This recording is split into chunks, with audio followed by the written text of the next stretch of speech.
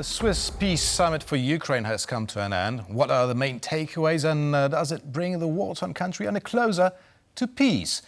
To discuss the summit, we're joined by Tanya Domi, Adjunct Professor of International and Public Affairs at Columbia University. Good evening. Good afternoon from New York. Good afternoon, then. So, what was the aim of this summit, and has it been achieved? Because if peace was the aim, then it's still a long way to go for both the West and Russia and Ukraine, of course. But it seems that countries of the global South were key guests of this summit. Well, that is interesting to invite Brazil, which is a big player in international organizations such as the UN, but they aren't known for their efforts in advancing peace, and they don't generally participate in UN peace missions, enforcement of peace. But nonetheless, they are a global player in international circles. I don't think anybody was banking on peace negotiations in Switzerland. When you look at the Russian surge in their war effort over the last several months, and the gap of U.S. inability to deliver weapons due to the opposition in the U.S. House of Representatives, has since broken, but nonetheless, the Russian war effort they now control 1/5 of Ukraine territory, and Ukraine has really suffered over the last several months. And I think it's very clear that Russia wouldn't be there. They're not seeking peace. They're doing quite the opposite. And so it's good that 90 countries came together and they were discussing this situation. And I think one of the takeaways, of course, is the continued support of democracy, sovereignty, and the really strong, outspoken condemnations of Russia on its violations of not only the UN Charter, but international laws of humanitarian laws of war. They've been particularly aggressive. And I think that talking about peace right now is more than likely looking at a scenario where Ukraine would give up significant territory, and they have been loudly outspoken in agreeing to such a cut-up of its state, given the aggression by Russia. So I think it's a moment that people and countries came together, and I think it's important that the European countries were there and speaking out, but the pressure has to continue. It doesn't end in Switzerland. It needs to escalate on Russia and even on China, who's been supporting the Russian war effort. So this is of some concern. Jake Sullivan noted this. I do agree with him about the role of China supporting Russia in this war. And I'm concerned about China's role in Europe in general, their close partnership in Serbia, their loans to European countries. They are playing an interesting role and not necessarily very transparent about it either. Mm-hmm. Right, the summit was about three major issues. That's the nuclear safety and security, freedom of navigation and food safety, and lastly, humanitarian aspects, including protection of civilians and prisoner exchange. And the participants of the summit signed a joint communique at the end of it, saying that they will undertake concrete steps in the future of these three respective fields, which I just talked about.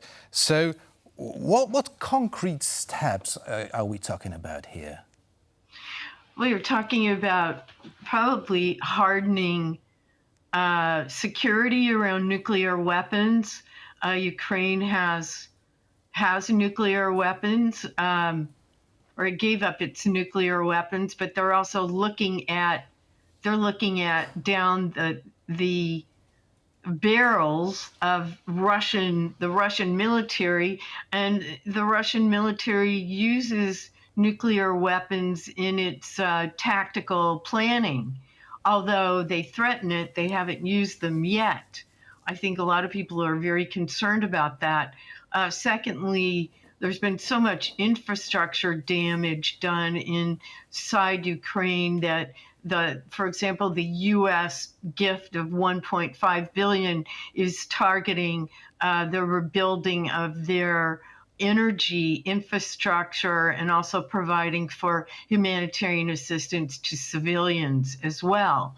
So, trying to bolster the Ukraine economy, which has got to be in really dire straits at this point. So I think if there's advance on these topics, an advance that takes place out of this summit, that will be good, but that isn't necessarily going to bring peace immediately. And I think, Ukraine has been on more or less life support. And I do think this meeting comes at a really important time, and hopefully it will also bring more donations from their fellow Europeans and from other continents as well. Right. The joint communique also says about the ongoing war of the Russian Federation against Ukraine. So is it a small or rather big victory for the Ukrainian diplomacy to have the Russian invasion called by the name, not some sort of a special military operation as the Kremlin tends to call it? Yes, I do think that's a victory. It's an obvious war that has been underway since 2022.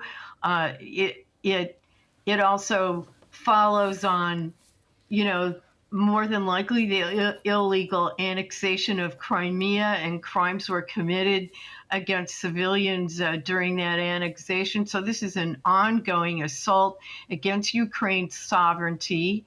And if you're in the Baltic states and you're located in the Baltic states, your boundaries run up, your borders run up right against Russia, and there's no doubt fear that if you don't stop Russia in Ukraine, where else will they venture into?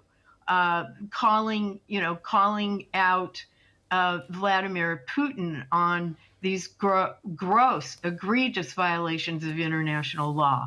So I think it is of a great moment for Ukraine to have this kind of support from not only the European continent and the United States, but from around the world.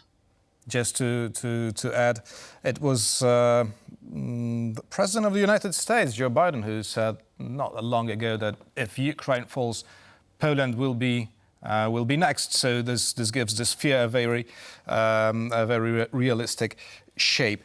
Now, the joint communique also tells us something about the prisoners of war, and the participants have called on both parties of the conflict for the release of all prisoners of war, and also that other Ukrainian civilians who are unlawfully detained must be returned to Ukraine. But if it applies to all prisoners of war, does it also mean that Kiev should immediately release all the Russian POWs?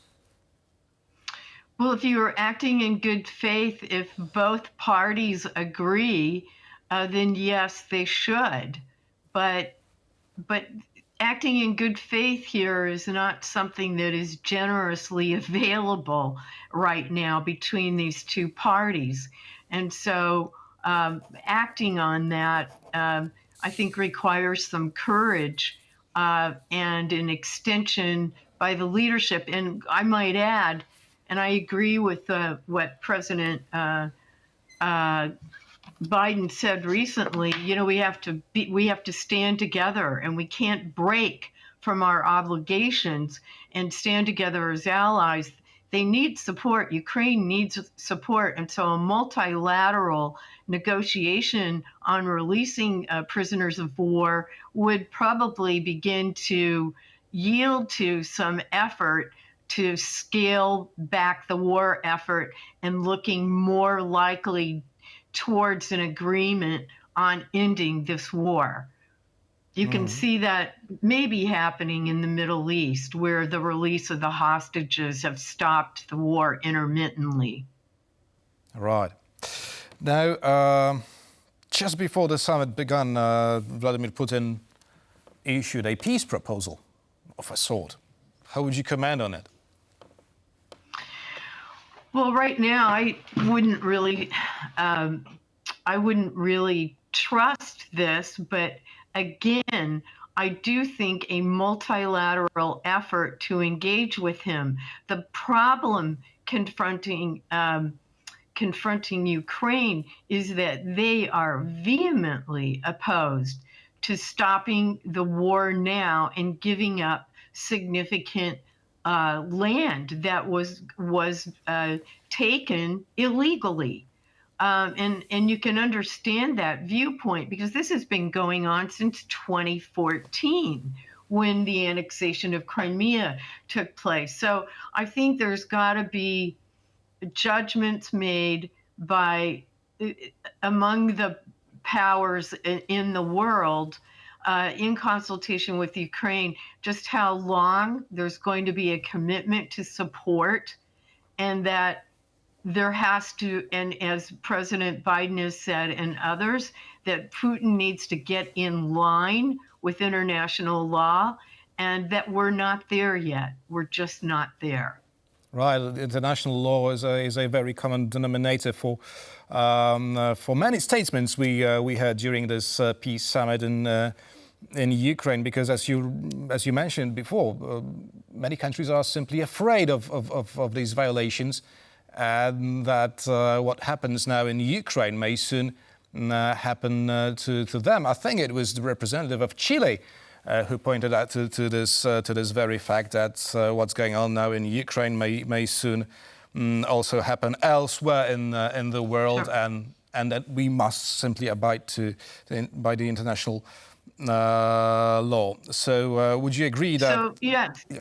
So given what you've just said, having that in mind, you would not want to see President Zelensky to cave or agree to come to a peace table now and have his country completely chopped up at a peace table with Putin and looking across the table from him, because Putin's made it very clear that Ukraine should give up its NATO aspirations and concede land and remain non-aligned in a post-war scenario in relationship to Russia. I think it's completely outrageous, and it's consistent with Russian aspirations for other countries. I mean, the Russians called on Bosnia and Herzegovina not to aspire to NATO, and they pointed to Ukraine as an example of how Russia would respond to Bosnia if they joined NATO.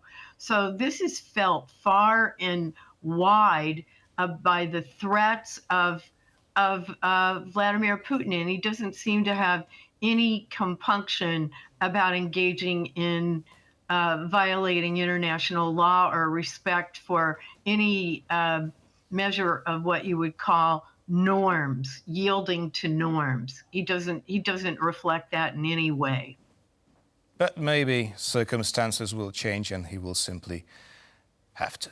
Tanya Domi, Adjunct Professor of International and Public Affairs at the Columbia University, was our guest tonight. Thank you very much, Professor.